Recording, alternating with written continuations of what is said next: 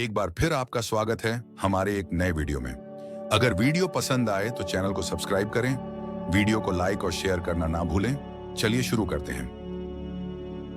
1962 में अमेरिका और सोवियत संघ के बीच संबंध बेहद तनावपूर्ण है। अफवाहें हैं कि सोवियत जल्द ही एक परमाणु बम गिरा सकते हैं।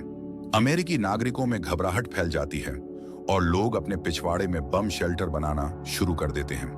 डॉक्टर कैल्विन अपने बंकर पर बहुत मेहनत करता है। उसे इतने सामान से भर देता है कि कई सालों तक रह सके।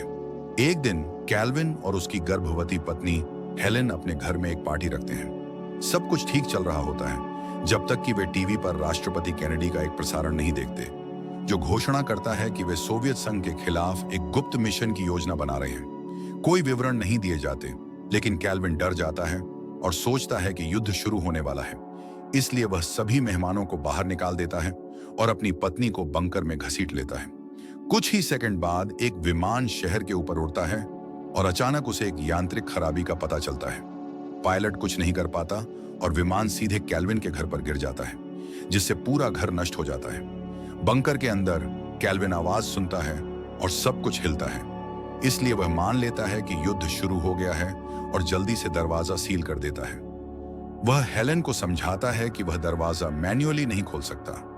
यह दरवाजा खुद ब खुद 35 साल बाद खुलेगा, जो कि परमाणु कणों के वातावरण में सामान्य होने का समय होता है। जल्द ही अधिकारी मलबे की जांच करने आते हैं और जब उन्हें कोई जीवन का प्रमाण नहीं मिलता तो वे मान लेते हैं कि कैल्विन और हेलेन दुर्घटना में मर गए हैं। दिन बीतने लगते हैं और कैल्विन बंकर में सहज महसूस करने लगता है, लेकिन हेलेन को वहां बिल्कुल अच्छा नहीं लगता। एक दिन उसकी पानी और अपने पति की मदद से वह एक प्यारे से बेटे को जन्म देती है। जल्द ही दिन सालों में बदल जाते हैं और उनका बेटा एडम एक होशियार बच्चा बन जाता है। कैल्विन उसे अपनी सारी जानकारी सिखाता है और उम्मीद करता है कि एक दिन एडम देश को फिर से उसकी पुरानी महिमा में ले जाएगा। सामान्य स्कूल विषयों के अलावा कैल्विन एडम को मुक्केबाजी, फ्रेंच और लैटिन बोलना और शेयर बाजार चलाना भी सिखाता है। हेलेन उसे घर के काम करना और नाचना सिखाती है। कैल्विन उसे अपनी बेसबॉल कार्डों की कलेक्शन देता है और खेल समझाने की कोशिश करता है, लेकिन एडम को इतने लोगों की कल्पना करना मुश्किल लगता है। दोनों माता पिता उसे बहुत अच्छे शिष्टाचार सिखाते हैं, लेकिन कभी उसके सामने गाली नहीं देते, जिससे एडम बहुत मासूम और संरक्षित बच्चा बनता है। परिवार एक आसान दिनचर्या ढूंढ लेता है, जो उन्हें मिनी मार्ट में नकली खरीदारी करने, टैंक में नकली मछली पकड़ने, पौधों की देखभाल करने और एडम के लिए एक अतिरिक्त कमरा बनाने देती है। उनके पास एक लाउंज एरिया भी होता है, जहां वे पढ़ सकते हैं, खेल सकते हैं और आराम से बैठ सकते हैं। 35 साल बाद 1997 में दरवाजा अपने आप खुल जाता है। अब एडम 35 साल का हो गया है और बंकर के बाहर की दुनिया को देखने के लिए उत्सुक है। कैल्विन सबसे पहले ऊपर जाता है और एकदम बदल चुकी दुनिया को देखकर हैरान रह जाता है। जहां पहले उसका घर था, वहां अब एक गंदा और जर्जर इलाका है और सड़क के पार एक अजीब बार है। वह डर जाता है, सोचता है कि परमाणु युद्ध के बाद की यह बर्बादी है और भागकर बंकर वापस लौट आता है। अब वह बीमार भी हो गया है, इसलिए तय करता है कि एडम को बाहर जाना चाहिए और ताजा बीज, सामान और उनकी जिंदा होने का सबूत लाना चाहिए। हेलेन चाहती है कि एडम को एक पत्नी भी मिले ताकि इंसान की नस्ल फिर से शुरू हो सके। कैल्विन उसे $3000 के पुराने नोट, दुर्लभ बेसबॉल कार्ड और बाइबल की एक कॉपी देता है ताकि वह उन्हें बेचकर सामान खरीद सके। एडम पहली बार सतह पर आता है और हैरान रह जाता है कि लोग परमाणु बर्बादी के बाद भी ठीक ठाक जिंदा हैं। वह बार में जाता है और एक दोस्ताना बारटेंडर से बात करता है, जो बताता है कि यह सब नकली लग रहा है और उसे बाहर जाने की सलाह देता है। एडम शहर घूमता है और बहुत मासूम व्यवहार करता है। वह एक मॉल में जाता है जहां उसे यह देखकर आश्चर्य होता है कि लोग उसकी बेसबॉल कार्ड और पुराने पैसे के लिए बहुत पैसे देने को तैयार हैं। एक अमीर आदमी उस पर शक करता है, लेकिन उसे जाने देता है। इसके बाद एडम एक दुकान में जाता है जहां वह ताजा बीज और जरूरी सामान ढूंढने की कोशिश करता है। वहां उसकी मुलाकात होती है ईवा नाम की लड़की से, जो अपनी नौकरी से निकाली जा चुकी होती है और जिंदगी से परेशान है।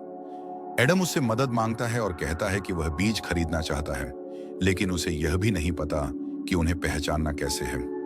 ईव को लगता है कि वह अजीब है, लेकिन जब वह उसे बहुत सारा पैसा देता है तो वह उसकी मदद करने के लिए मान जाती है।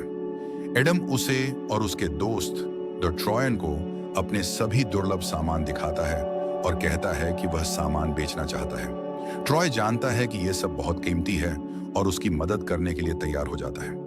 एडम और ईव एक साथ समय बिताते हैं और ईव को लगता है कि एडम बहुत शालीन, भोला और दूसरों से अलग है।